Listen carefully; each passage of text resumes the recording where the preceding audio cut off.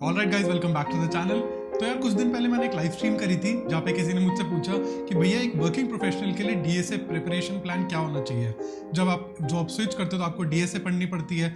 वो इजी होता है स्टूडेंट्स के लिए, उनके पास पूरा दिन होता है उनके पास, लेकिन जो वर्किंग प्रोफेशनल्स होते हैं उनको अपनी जॉब के साथ डीएसए पढ़ना मैनेज करना होता है। तो मैंने सोचा यार कभी मैंने इसकी कोई वीडियो देखी नहीं जब मैं जॉब स्विच कर रहा था, ना ही मैंने इस पर कभी वीडियो बनाई। मैंने फ्रेशर्स की तो बहुत बनाई है एंड स्टूडेंट्स के लिए बहुत बनाई है, लेकिन वर्किंग प्रोफेशनल के लिए मेरे को नहीं लगता कि कोई अच्छे रिसोर्सेज हैं। So this video is going to be about that. In this video I'll tell you कि एक वर्किंग प्रोफेशनल कैसे अपना टाइम प्लान कर सकता है, क्या क्या रिसोर्सेज यूज कर सकता है एंड कैसे उसे पढ़ना चाहिए to get a good shot at cracking DSA interviews. तो before moving ahead, like this video, subscribe to the channel and let's get started.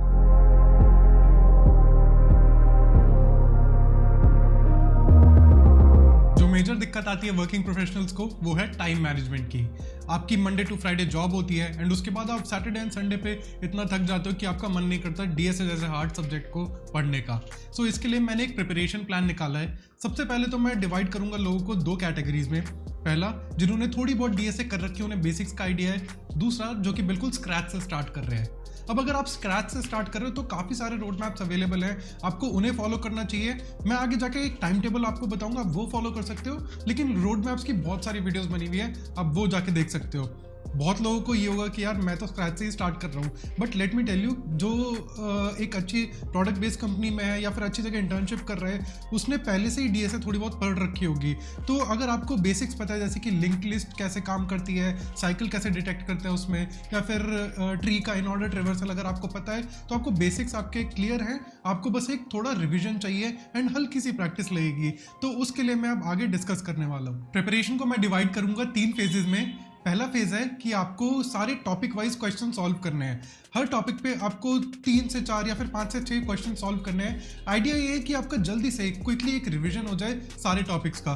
Topics आपको मिल जाएंगे यहाँ पे इंटरव्यू बिट से। आप यहाँ पे प्रैक्टिस के सेक्शन में जाओगे तो आपको सारे एक रोड मैप सा मिल जाएगा, इसमें सारे टॉपिक्स लिस्टेड आउट हैं। बस आपको इसके इतने क्वेश्चंस करने हैं कि आपके दिमाग में कॉन्सेप्ट दोबारा आ जाए, वो रिवाइज हो जाए। ऐसा नहीं है कि आपको सारे क्वेश्चंस करने हैं। किसी के लिए वो हो सकते हैं 5 से 6 क्वेश्चन, किसी के लिए 2 से 3, या किसी के लिए 10 क्वेश्चंस भी हो सकते हैं। तो आपको अपने हिसाब से देखना है कि आपका रिविजन कितनी जल्दी हो सकता है।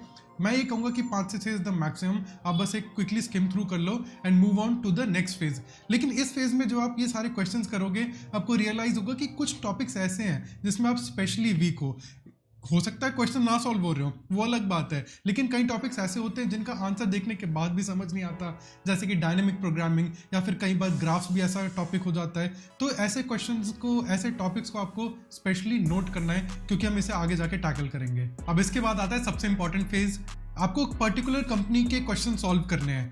होता क्या यार, मोस्टली जो वर्किंग प्रोफेशनल्स होते हैं उनके दिमाग में कंपनीज होती हैं, टारगेट कंपनीज होती हैं जहाँ पे उन्हें स्विच करना है।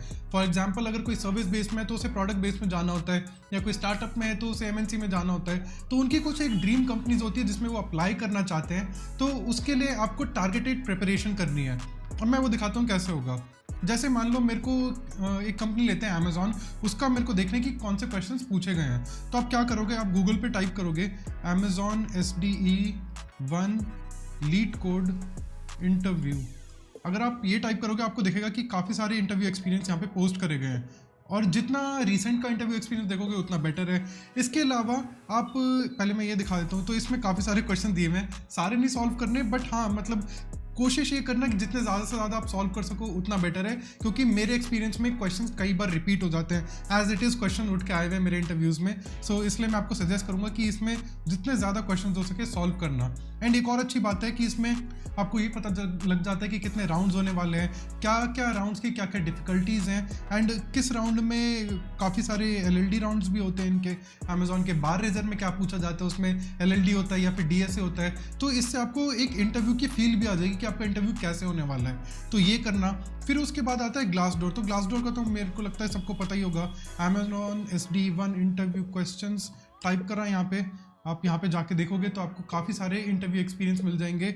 अब क्योंकि अमेजॉन के तो बहुत सारे हैं, आप 5-6 पेजेस तक देखो, उसके बाद आपको पता लग जाएगा कि किस लेवल के क्वेश्चंस पूछते हैं एंड कौन से टॉपिक्स पे ज़्यादा फोकस करा जाता है। फॉर एग्जांपल माइक्रोसॉफ्ट में लिंक्ड लिस्ट पे बहुत ज़्यादा फोकस करा जाता है, तो आपको वो तो स्पेशली प्रिपेयर करना है अगर आप माइक्रोसॉफ्ट को टारगेट कर रहे हो। तो जो फर्स्ट फेज है आपका वो 1 से 1.5 महीने में खत्म हो जाएगा। फिर जो सेकंड फेज है जिसमें आपको टारगेटेड प्रिपरेशन करनी है, वो भी अप्रॉक्सीमेटली 1 महीने में खत्म हो जाना चाहिए, 1 महीने से ज़्यादा नहीं लगना चाहिए।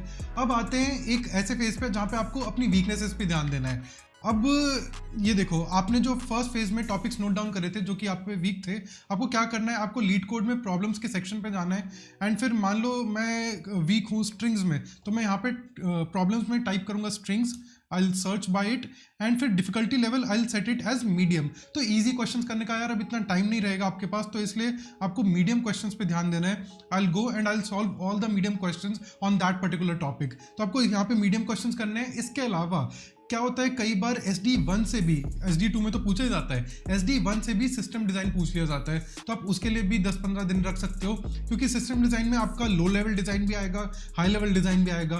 लो लेवल डिज़ाइन के कुछ स्टैंडर्ड क्वेश्चन होते हैं जैसे पार्किंग लॉट या फिर ऊबर का सिस्टम, नोटिफिकेशन सिस्टम, तो ये आप पढ़ सकते हो, मैं रिसोर्स में मेंशन कर दूंगा डिस्क्रिप्शन में। एंड सिस्टम डिज़ाइन का जो हाई लेवल डिज़ाइन का होता है उसमें आप ग्रॉकिंग के जो इंटरव्यू क्वेश्चन हैं वैसे क्वेश्चन सॉल्व करने की कोशिश करना, जैसे कि एक डिस्ट्रीब्यूटेड कैशिंग सिस्टम कैसे बनाते हैं या फिर टाइनी URL कैसे डिज़ाइन करते हैं, व्हाट्सएप कैसे डिज़ाइन करते हैं, तो ये आता है हाई लेवल डिज़ाइन में। तो आपको इन दोनों की प्रैक्टिस करनी है एंड इनमें लगेगा आपको अप्रॉक्सीमेटली 2 से 3 हफ्ते। इससे ज़्यादा मैं नहीं कहूँगा कि प्रिपेयर करो, क्योंकि LLD HLD एक ऐसा टॉपिक है जो कि उसके कोई करेक्ट आंसर नहीं है, आपको बस सिग्निफाई करना है कि आपको ये चीज़ें पता है, आपको इंटरव्यूअर को फ्लैग्स देना है कि हाँ मैं बड़े उस पर सोच सकता हूँ, बड़े स्केल पे सोच सकता हूँ। ऐसे ही LLD में आपको एग्जैक्ट कोड नहीं एक्सपेक्ट करता कोई भी, आपसे ये एक्सपेक्ट करते कि आप उससे प्रॉब्लम को क्लासेस में, ऑब्जेक्ट्स में कैसे ब्रेक डाउन करोगे। तो इसलिए आखिरी के 15 से 20 दिन आपको इनकी प्रैक्टिस करनी है। तो मैं कहूँगा कि 2.5 से 3 महीने में आपकी पूरी इंटरव्यू प्रिपरेशन हो जाएगी and you will have a really good shot at cracking your dream company. तो अब बात कर लेते हैं कि आपको टाइम कैसे मैनेज करना है। तो यार मेरे लिए जो चीज़ काम करती थी वो ये थी कि मैं जो वीकडेज होते हैं उनमें हर ऑल्टरनेट डे एक क्वेश्चन लीड कोड का सॉल्व करता था। उसके अलावा जो वीकेंड्स होते हैं वो तो फुल ऑन जाते थे प्रिपरेशन में। तो मैंने जितने भी आपको फेजेस बताए हैं आप उनको कंटिन्यू रखना। फर्स्ट फेज को जैसे हम ले लेते हैं, तो फर्स्ट फेज में आपको जितने क्वेश्चन सॉल्व करने आप वीकडेज पे कर सकते हो, उसके बाद वीकेंड्स पे भी आप फुल थ्रॉटल जा सकते हो, आप 3 से 4 टॉपिक्स तक कवर कर सकते हो वीकेंड्स पे। तो इसलिए मैं ऑल्टरनेट डेज क्यों कह रहा हूँ वीकडेज पे, क्योंकि आपकी रेगुलर जॉब भी होगी and so that you don't get stressed out. And ऐसा भी होता है कई बार कि अगर मैं आपको कहूँ डेली सॉल्व करो तो क्या होगा, किसी दिन मिस हो गया तो आपके पास एक्स्ट्रा बैगेज आ जाता है कि यार मैंने कल नहीं करा था तो आज 2 क्वेश्चन या आज 3 क्वेश्चन कर लेता हूँ। ऐसा बिल्कुल नहीं करना है, ऑल्टरनेट डेज क्वेश्चन सॉल्व करेंगे एंड देखोगे आप धीरे धीरे कि अभी मैं एक क्वेश्चन कह रहा हूँ, धीरे धीरे आपकी मोमेंटम इतना बन जाएगा कि आप 2 से 3 क्वेश्चन भी सॉल्व कर पाओगे वीकडेज पे भी। तो वीकेंड पे तो फुल थ्रॉटल जाना ही है, लेकिन वीकडेज पे आई वुड सजेस्ट कि इनिशियली ऑल्टरनेट डेज आप प्रैक्टिस करो। एंड फाइनली आपको अप्लाई करना स्टार्ट करना है। अब यार बहुत लोग अप्लाई करना स्टार्ट ही नहीं करते, they never feel educate, because उन्हें लगता है कि जो उनकी ड्रीम कंपनी है अगर उनका इंटरव्यू मिस हो गया, मतलब फेल हो गए, तो फिर उन्हें कूल ऑफ पीरियड तक वेट करना पड़ेगा, जैसे 6 महीने 1 साल। तो उसके लिए एक ट्रिक है कि आपकी जो ड्रीम कंपनीज हैं आपने कोई बैकअप कंपनी बना के रखी होगी कि अगर मेरा माइक्रोसॉफ्ट में नहीं हुआ तो मेरी ये प्रोडक्ट बेस्ड स्टार्टअप्स हैं, मैं इनमें इंटरव्यूज दूंगा। तो मैं कहूँगा कि जिसमें आप सबसे कम जाना चाहते हो पहले उन 2-3 कंपनीज के इंटरव्यू दो, ताकि आप इंटरव्यू प्रोसेस से ही एक बार फेमिलियर हो जाओ एंड आपको जो ऑनलाइन इंटरव्यू का एक्सपीरियंस है वो आ जाए। इससे होता क्या है कि आपका कॉन्फिडेंस बिल्डअप हो जाता है, इवन दो आपके चाहे क्वेश्चन सॉल्व भी ना हो वहाँ पे, बट आपको एक फेमिलियरिटी आ जाती है कि इंटरव्यू का एनवायरनमेंट कैसे होने वाला है, इंटरेक्शन कैसे होने वाली है, एंड हो सकता है in the process you might and up getting more and more offers. And मैं कब सजेस्ट करूँगा अप्लाई करना, तो जो थर्ड फेज है आप उसमें अप्लाई करना स्टार्ट कर सकते हो, starting from the third phase, क्योंकि आपको 15 से 20 दिन लगेंगे अपना थर्ड फेज कंप्लीट करने में। एंड ऐसा नहीं है कि कंपनीज आपके लिए बैठी है, बस इंटरव्यू आया मतलब उनका रेज्यूमे आया और हम इंटरव्यू के लिए उन्हें बुला लेंगे, तो आपको कहीं से रिजेक्शन भी आएगा। इसलिए मैं कहूँगा कि अपना थर्ड फेज स्टार्ट होने के साथ ही आप अप्लाई करना शुरू कर दो एंड हर जगह अप्लाई करो, लिंक्डइन पे, करियर्स की साइट पे जाके कंपनीज की, एंड रिक्रूटर से डायरेक्टली रीच आउट करो लिंक्डइन पे, उनको ईमेल करो, हर तरह का जो भी आप जैसे भी अप्लाई कर सकते हो, definitely you should start applying at the third phase. So that's the end of this video. I hope कि आपको वीडियो पसंद आई हो एंड आपके कुछ क्वेश्चन सॉल्व हुए हो। अगर नहीं तो मेरे को कमेंट्स में बता सकते हो and I will answer your questions there. उसके अलावा बस like the video, subscribe to the channel, अपने दोस्तों के साथ शेयर करना, and I'll see you in another video. Thank you so much.